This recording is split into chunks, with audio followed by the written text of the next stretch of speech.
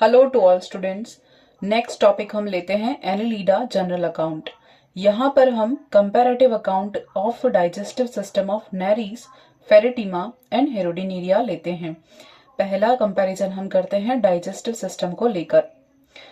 इस एनेलिडा के तीनों रिप्रेजेंटेटिव एनिमल जो है नेरीज, फेरेटिमा और हेरोडिनेरिया, इन तीनों का कंपैरिजन देखते हैं। पहले हम इसका फीचर लेते हैं फूड और इसकी फीडिंग हैबिट्स। तो पहले हम देखते हैं नेरीज के बारे में। नेरीज कैसे होंगे? They are carnivores and predaceous. Diet consist of small crustaceans, molluscs, sponges etcetera. इनका डाइट क्या होगा? छोटे छोटे क्रस्टेशियंस होंगे, मॉलस्क, स्पॉन्जेस, इनको ये खाएंगे। विच इज कैप्चर्ड एक्टिवली, ये बहुत एक्टिवली इनको कैप्चर कर पाते हैं और ये कार्निवोर्स होते हैं और शिकारी या शिकार पकड़ के खाने वाले होते हैं नेरीज। और इनका भोजन क्या हो जाएगा? छोटे क्रस्टेशियंस, मॉलस्क एंड स्पॉन्जेस और छोटे छोटे अदर मराइन क्रिएचर्स। उसके बाद फेरेटिमा का फूड देखते हैं। फेरेटिमा कैसे हैं? स्कैवेंजर्स हैं या ओमनिवोरस हैं। तो ये डेड या और डिकेइंग मटेरियल्स पर फीड करेंगे। उनका खाना है ऑर्गेनिक मैटर और ये इन छोटी छोटी लीव्स होती हैं, एल्गी होते हैं, इनको ये फूड इनका फूड होता है। और सॉइल भी इनका फूड होता है, जो कि सॉइल के अंदर जो पाए जाते हैं ह्यूमस के अंदर, वो इनका फूड होता है। फिर हेरोडिनेरिया देखते हैं। हेरोडिनेरिया का फूड क्या है? They are ectoparasite, sanguivorous. इनका फूड होता है वर्टिब्रेट्स का ब्लड, ये ब्लड सक करते हैं। नेक्स्ट है एलिमेंट्री कैनाल। थोड़ा स्पीड से चलेंगे। Alimentary canal is a suspended in coelom by dorsal mesentery and held in position by septa. यानी कि इनकी जो आहार नाल होती है वो सिलोम में निलंबित होती है और ये पृष्ठ अधर सतह पर जो आंत्र योजनी होती है उनमें ये स्थित होती है और सेप्टा के द्वारा विभाजित होती है। फिर एलिमेंट्री कैनाल फेरेटिमा में देखते हैं, ये भी सेम होता है। यहाँ पर सिलोम में डिपॉजिट होती है या सस्पेंडेड होती है, सेप्टा के थ्रू या पट्टों के द्वारा विभाजित होती है, डिवाइडेड होती है। फिर एलिमेंट्री कैनाल यहाँ पर कहाँ पर होगी? Position by the botryoidal tissue. यहाँ पर बोट्राइडल जो उत्तक होते हैं उनमें ये सस्पेंडेड होती है एलिमेंट्री कैनाल, आहार नाल। थर्ड देखते हैं पार्ट्स ऑफ एलिमेंट्री कैनाल। तो आहार नाल के मुख्य भाग क्या क्या हैं, यानी बोट्राइडल टिश्यू क्या है इनमें देखें तो एक बॉडी फ्लूइड है जिसके अंदर ये आराम से सस्पेंडेड रहेगी। कौन?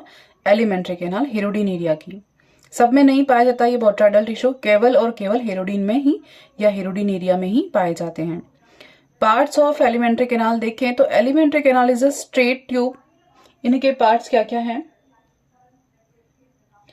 जो कि एक्सटेंड करेगी कहां से? From one end to body to the other. यहाँ पर पूरे बॉडी फ्रेगमेंट्स में जितनी लंबी बॉडी होगी वहां पर इसकी पूरी एलिमेंट्री कैनाल एक्सटेंड करेगी सारे फ्रेगमेंट्स तक। तो पार्ट्स देखते हैं। सबसे पहले है माउथ, फिर buccal cavity, pharynx, oesophagus, stomach, intestine, rectum and anus, ये पार्ट्स रहेंगे। फेरेटिमा में पार्ट्स देखते हैं। Mouth, buccal cavity, pharynx, oesophagus, gizzard, stomach, intestine, rectum and anus, ये इसके पार्ट्स रहेंगे। यहां पर इसके पार्ट्स देखते हैं। देखते हैं कि जो एलिमेंट्री कैनाल है वो कहां पर रहेगी? 26th सेगमेंट तक ही यहाँ पर सीमित रहेगी। यहाँ पर तो पूरी बॉडी में है इलोंगेटेड, लेकिन ये जो है यहाँ पर सिर्फ 26th सेगमेंट तक ही इलोंगेटेड रहेगी, एक्सटेंड रहेगी। इसके बाद इनमें सक्कर प्रेजेंट होता है। 27th to 33 सेगमेंट तक इनमें क्या होता है? सक्कर, बड़ा सा एक सक्कर प्रेजेंट होता है जो कि ब्लड सक करने का काम करेगा। तो यहाँ पर इसके सेगमेंट खत्म हो जाते हैं और क्या क्या होगा इनकी बॉडी में? एलिमेंट्री कैनाल के अंदर माउथ है, प्री ऑरल चैम्बर है, बकल कैविटी होगी, फेरिंग्स होगा, ईसोफेगस होंगे, crop, stomach, intestine, rectum and anus. तो यहाँ पर नया क्या है? क्रॉप। यहाँ नया क्या है? गिजार्ड। देखते हैं आगे। माउथ, माउथ कैसा है? Mouth is a transverse lids situated enteroventrally in peristomium, sucker and lip absent. तो यहाँ पर सक्कर और लिप जैसा तो कुछ नहीं होता, लेकिन जो माउथ है वो कैसा होगा? अनुप्रस्थ शेप में होगा या ट्रांसवर्सली स्लिट होगा। और कहाँ होगा? सिचुएटेड एंटेरोवेंट्रली यानी कि अग्र मध्य पृष्ठ अग्र मध्य सतह पर एंटेरोवेंट्रली सतह पर पेरिस्टोमियम में स्थित रहेगा। पेरिस्टोमियम जो कि नेरिस का अग्रभाग कहा जाता है। फिर यानी कि स्टोमा के आगे वाला पोर्शन, स्टोमा यानी माउथ, पेरी यानी अग्र पहले वाला। नेक्स्ट है यहाँ पर mouth is crescentic slit being anteriorly in peristomium, sucker and lip are absent. यहाँ पर भी सक्कर और लिप्स एब्सेंट होंगे, कोई आवश्यकता नहीं है सक्कर लिप की। और यहाँ पर माउथ कैसा होगा, अर्धचंद्राकार जो है खांच उस फॉर्म में प्रेजेंट होगा जो कि अग्र सतह पर होगा और पेरिस्टोमियम में रहेगा। यहाँ पर देखते हैं माउथ कैसा है, ट्राई रेडिएट स्लिट्स बनाएगा, यानी ट्राई रेडिएट या त्रिअरीय सतह पर फिक्स रहेगा। कहां पर है, वेंट्रल यानी अधर सतह पर रहेगा। And the bottom of oral sucker, इनका जो ओरल सकर होता है उसके नीचे स्थित रहेगा। इनमें दो सकर होते हैं, एक तो अग्र भाग पर और एक पश्च भाग पर। अग्र भाग वाले को ओरल सकर कहते हैं और पश्च भाग पर जो कि 27 से लेकर 33वें सेगमेंट तक होता है उसको पोस्टीरियर सकर कहते हैं। अब इसके माउथ के चारों ओर क्या होगा, झालरदार लिप्स प्रेजेंट होंगे, 3 एक फोल्ड्स बनेंगे जिसको वेलम कहेंगे। और वो होते क्या कौन है, वो लिप्स होते हैं, लिप्स फॉर्मेशन करते हैं। फिर बकल कैविटी देखते हैं, शॉर्ट है, वाइड है, मस्कुलर चैम्बर में प्रेजेंट होती है और इनमें क्यूटिकुलर डेंटिकल्स भी प्रेजेंट होते हैं। छोटे छोटे क्यूटिकुल्स के बने दांत होते हैं या डेंटिकल्स होते हैं। इनमें जो बकल कैविटी मुख गुहा है छोटी होगी, नैरो होगी, सकरी और पतली भित्ति की बनी होती है। और इनमें क्या होगा, इनमें डेंटिकल्स नहीं होंगे ना जो प्रेजेंट होंगे। और इनमें क्या होगा, बकल कैविटी कैसी है, शॉर्ट चैम्बर होती है, छोटे से चैम्बर में होती है मुख गुहा। और इनमें क्या होगा, इसके अंदर कैविटी के अंदर क्या होगा, 3 जॉस प्रेजेंट रहेंगे और 3 जॉस प्रेजेंट रहेंगे। और ये जो क्या करते हैं, ये जो प्रेडेटर या हम कहेंगे किसी वर्टिब्रेट की स्किन के अंदर ये अपने जॉ को फिक्स करके वहां से ब्लड सक करेंगे सकर के थ्रू। देखते हैं फेरिंग्स। फेरिंग्स कैसी है, wide muscular chamber with denticles and a pair of stout. यहाँ पर फेरिंग्स कैसी है, चौड़ी है, पेशीय कोष्ठ में व्यवस्थित है। यहाँ पर डेंटिकल्स प्रेजेंट होंगे यानी फेरिंग्स के अंदर। और अब पेयर ऑफ स्टाउट यानी कि एक जोड़ी स्टाउट प्रेजेंट रहते हैं। कर्व्ड होगी, मुड़ी हुई होगी, काइटिनस जॉ प्रेजेंट होंगे फेरिंग्स के अंदर, है ना। और बकल कैविटी और pharynx enclosed in a common muscular sheath. तो मुख गुहा और फेरिंग्स एक ही कॉमन मस्कुलर चैम्बर में प्रेजेंट होते हैं। इनका जो पैटर्न है ना, मेथड, वो कैसा है, नेरीज क्या करते हैं, अपने फेरिंग्स को बाहर निकालेंगे और अपने प्रेडेटर को या प्रे को अंदर की ओर ले लेंगे। इनका इंजेक्शन का मेथड ये है, फेरिंग्स को बाहर निकालेंगे यानी बकल कैविटी फेरिंग्स दोनों एक ही साथ हैं प्रेजेंट, एक ही चैम्बर में प्रेजेंट है, तो फेरिंग्स बाहर आएगी और खाना अंदर की ओर ले लेंगे। अब यहाँ पर क्या है, देखो, पियर शेप्ड मस्कुलर चैम्बर। यहाँ पर मस्कुलर चैम्बर जो है वो कैसा है, पियर शेप्ड है। किसका, फेरिंग्स की बात कर रहे हैं।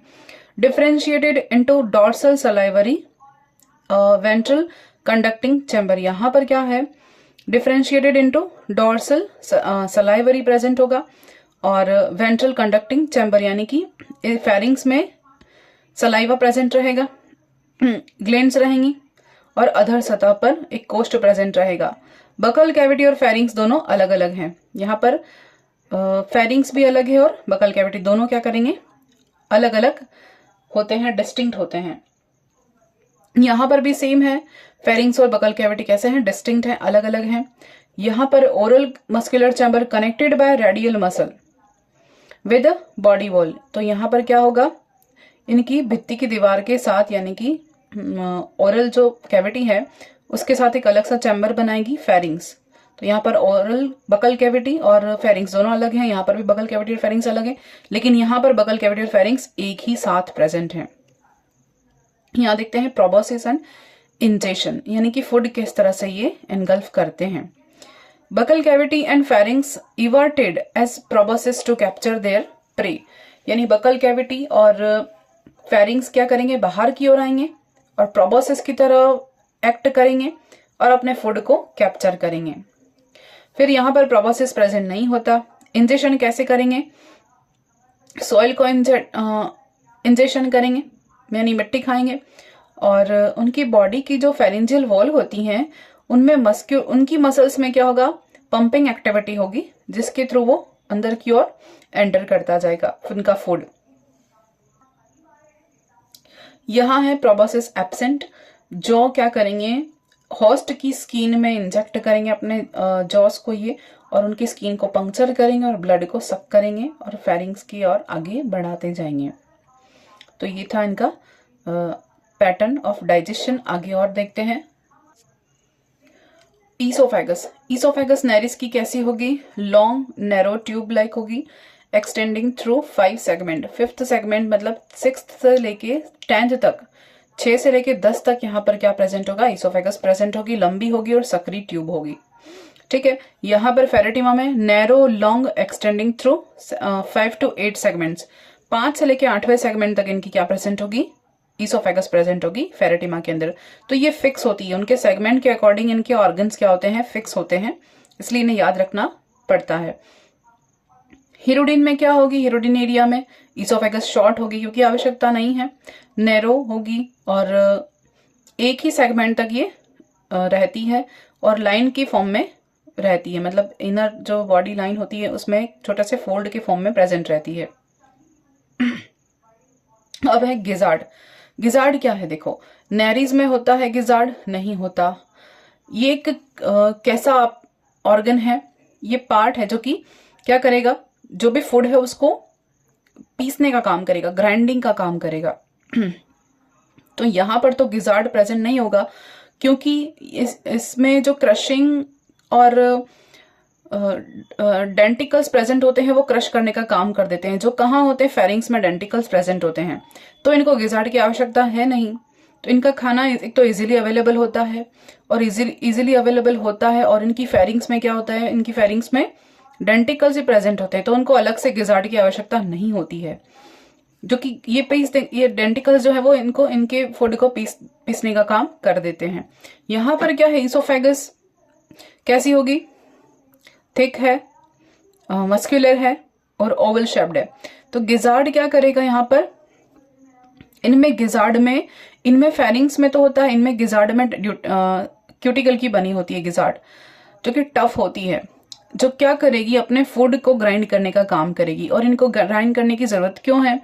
क्योंकि ये सॉइल खाते हैं, सॉइल के अंदर या ह्यूमस के अंदर जो भी मटेरियल प्रेजेंट है वो इंजेक्ट करते हैं, इनका फूड ही वही है। तो ये क्या करेगा? इनको ग्राइंडिंग करने की आवश्यकता रहेगी, इसलिए इनके अंदर क्या प्रेजेंट होता है? गिजार्ड प्रेजेंट होता है। हिरोडिन एरिया में देखें तो इनमें न गिजार्ड की आवश्यकता होती है, न किसी तरह के क्रशिंग अपरेटस की आवश्यकता होती है, क्योंकि इनको क्रशिंग करने की आवश्यकता ही नहीं। ये फूड इनका क्या है? ब्लड, इसलिए सीधा सा जाएगा, कोई स्टोर, और इनमें ब्लड क्या करेगा? धीरे धीरे एब्सॉर्ब, एक बार में बहुत सारा ब्लड सक कर लेते हैं, क्योंकि हर बार इन्हें यानी अपना प्रे अवेलेबल हो, ये आवश्यकता नहीं होती है। ये आवश्यकता मतलब ये पॉसिबल नहीं होता कि हर बार इनको अवेलेबल हो जाए, इसलिए एक बार में ब्लड सक कर लेते हैं और ये स्टोर करते हैं। कहाँ स्टोर करेंगे? क्रॉप के अंदर, देखेंगे आगे। अब देखिए क्रॉप क्या है? जहां पर फूड स्टोर रहता है। तो इनको तो फूड स्टोर करने की आवश्यकता नहीं है, क्योंकि इनको जो फूड है वो बहुत इजीली अवेलेबल हो जाता है, तो इनको खाना आसानी से उपलब्ध हो रहा है, इसलिए इनको स्टोरेज ऑर्गन की आवश्यकता नहीं है कि खाना स्टोर कर ले, बाद में इसको एनर्जी ले लेंगे इससे, ऐसा नहीं होता। तो इसमें तो एब्सेंट है क्रॉप, इसमें भी क्रॉप एब्सेंट होता है क्योंकि जो खाना है वो बहुत इजीली अवेलेबल हो जाता है। लेकिन इनमें क्या है? फूड इजीली अवेलेबल नहीं हो पाता, हर बार इनको वर्टिब्रेट्स का जो ब्लड है वो सक करने का और मौका मिले ना मिले, तो ये लॉन्ग टाइम तक मतलब कि एक साल तक का भी अपना फूड अपने बॉडी के अंदर स्टोर कर लेते हैं। कहाँ पर स्टोर करते हैं? क्रॉप के अंदर स्टोर करते हैं। तो अवेलेबिलिटी बहुत कम होती है, रेयर होती है, अनसर्टेन होती है, इसलिए एक बार में हैवी ब्लड सक कर लेते हैं और उसको कहाँ स्टोर कर लेते हैं? क्रॉप के अंदर स्टोर कर लेते हैं। ठीक है, फिर स्टमक देखते हैं। Stomach and intestine combined into stomach intestine is a segmentally constructed thin wall, मतलब समेकित हो जाती है इनकी जो स्टमक और इंटेस्टाइन दोनों क्या है? समेकित हो जाती है और ईसोफेगस से आगे की ओर ये क्या बनाती है, स्टमक फॉर्मेशन करता है। यहां पर भी क्या है, स्टमक कौन सा सेगमेंट में रहेगा, एक नैरो ट्यूब होगा। 9 से लेके 14 14th जो सेगमेंट है वहां तक इनका क्या प्रेजेंट होता है, स्टमक प्रेजेंट होता है। और 15 से इनमें इंटेस्टाइन शुरू हो जाती है। तो 9 से लेके 14वें खंड तक क्या होता है, फेरेटिमा में स्टमक प्रेजेंट होता है। 15 से क्या प्रेजेंट हो जाएगा, 15 से लेके 25th और 26th सेगमेंट तक इंटेस्टाइन प्रेजेंट होती है। तो इंटेस्टाइन वाले पार्ट को हम 3 भाग में बांटते हैं, टिफ्लोसोलर रीजन, प्री टिफ्लोसोलर रीजन और पोस्ट टिफ्लोसोलर रीजन। तो ये आगे देखेंगे। तो यहाँ पर इसके आगे हम इंटेस्टाइन शुरू हो जाती है जो कि 25 से लेके 26 खंड तक सीमित रहती है। और इस पार्ट को हम क्या कहते हैं, टिफ्लोसोल कहते हैं। इसमें इंटेस्टाइनल सीका प्रेजेंट होते हैं जोड़ी के फॉर्म में। यहाँ देखते हैं स्टमक कैसा है, स्मॉल है क्योंकि इसकी आवश्यकता ही नहीं है। Tube much fold in internally, और इनमें 19वें सेगमेंट में क्या प्रेजेंट होता है, स्टमक प्रेजेंट होता है। इनकी इंटेस्टाइन कौन से सेगमेंट में होगी, 22nd सेगमेंट में प्रेजेंट होती है। और इनकी इनर वॉल में बहुत सारे विलाइस प्रेजेंट होते हैं जो कि सिर्फ एब्जॉर्प्शन के लिए होते हैं, इनमें डाइजेशन की आवश्यकता ही नहीं होती है। अब देखते हैं टिफ्लोसोल एंड इंटेस्टाइनल सीका। इनमें दोनों प्रेजेंट नहीं, एब्सेंट होते हैं। टिफ्लोसोलर रीजन और इंटेस्टाइनल सीका इनमें नहीं होते। यहां पर क्या है, 26th सेगमेंट पर लेटरल सीका प्रेजेंट होते हैं पेयर के फॉर्म में। और मिडिल पार्ट जो होता है इंटेस्टाइन का, वो क्या बनाता है, टिफ्लोसोल बनाता है। इनमें दोनों एब्सेंट होते हैं, नहीं प्रेजेंट होते। नेक्स्ट है रेक्टम। रेक्टम जो है वो शॉर्ट ट्यूब लाइक स्ट्रक्चर होगा, लास्ट सेगमेंट होगा बॉडी का। और फेरेटिमा में भी 25th to 26th सेगमेंट में रेक्टम प्रेजेंट होगा और यहां तक होगा। और यहां पर भी रेक्टम कहाँ होगा, 22nd से 26th में। तो यहां पर इनका रेक्टम प्रेजेंट है। तो 26वें में लास्ट वाले सेगमेंट में एनस प्रेजेंट हो जाता है। इसके बाद सकर प्रेजेंट होते हैं, जो हम पोस्टीरियर सकर कहते हैं, वो इसके बाद प्रेजेंट होते हैं। तो ये तो बॉडी के लास्ट सेगमेंट बना रहे हैं, जबकि ये 26th सेगमेंट ही लास्ट बना रहा है। फिर देखते हैं एनस। एनस कैसा है, लास्ट जो बॉडी का अपर्चर है वो बनाएगा। यहां पर भी बॉडी का लास्ट अपर्चर, और यहां पर 26th सेगमेंट रहेगा, मिड डॉर्सली रहेंगे क्योंकि इसके बाद सकर प्रेजेंट होंगे। डाइजेस्टिव ग्लैंड कैसी हैं, यहाँ पर digestive glands are a pair of oesophageal gland. Oesophageal gland present होती हैं जो कि डाइजेस्टिव ग्लैंड के फॉर्म में फंक्शन करेंगी। और caeca opening in the anterior part of the oesophagus. तो इनके इसोफेगस के एंटीरियर पार्ट पर सीका प्रेजेंट रहेंगे, सीका की ओपनिंग होगी। Gland sales in the epithelial lining of the oesophageal stomach और इंटेस्टाइन। यानी कि हम कहेंगे कि इनमें ग्लैंड सेल्स या ग्रंथि, डाइजेस्टिव ग्लैंड्स जो होती हैं वो उपकला ऊतक के एक आस्तरित होती हैं। कहां पर, इसोफेगस में, स्टमक में और इंटेस्टाइन में। यहां पर भी सेम है, लेकिन इनमें जो डाइजेस्टिव ग्लैंड्स कहाँ होंगे, फेरिंजियल में भी प्रेजेंट होंगे और सराइवली ग्लैंड्स भी प्रेजेंट होंगे। तो इनमें क्या प्रेजेंट होता है, क्रोमोफिल सेल्स प्रेजेंट होती हैं। और फेरिंग्स में सलाइवा सेक्रेशन होता है। Gland sales in the epithelial lining, यानी कि स्टमक, इंटेस्टाइन, इसमें एक उपकला की अस्तर बनेगी, लाइनिंग बनेगी, जो कि जिसमें ग्रंथियां उपस्थित रहती हैं जो कि सिक्रेशन का काम करती हैं, डाइजेस्टिव जूस। यहाँ पर क्या है, यूनिसेलुलर सलाइवरी ग्लैंड्स होती हैं। On pharynx mucosa gland sales in the lining of crop, stomach and intestine. यानी क्रॉप, स्टमक और इंटेस्टाइन यहाँ पर ग्लैंड सेल्स प्रेजेंट होती हैं। वो कैसी होती हैं, म्यूकस सिक्रेशन करती हैं और यूनिसेलुलर होती हैं। फिर देखते हैं हीरोडिन। इनमें हीरोडिन एब्सेंट होता है, इनमें भी हीरोडिन एब्सेंट होता है और इनमें हीरोडिन प्रेजेंट होता है। क्योंकि ये क्या करेगा हीरोडिन, क्योंकि ये सैंग्यूइवोरस होते हैं और इनका ब्लड जो है वो क्लोट ना हो जाए, इसलिए एंटीकोगुलेंट इनमें सब्सटेंस पाया जाता है जो क्या कहा जाता है, हीरोडिन कहा जाता है। इसलिए इनका नाम क्या है, हीरोडिनेरिया। तो यहाँ पर डाइजेस्टिव कंप्लीट होता है। आगे की वीडियो में हम देखेंगे एक्सक्रीटरी सिस्टम, तीनों का कंपैरिजन करेंगे। Thank you.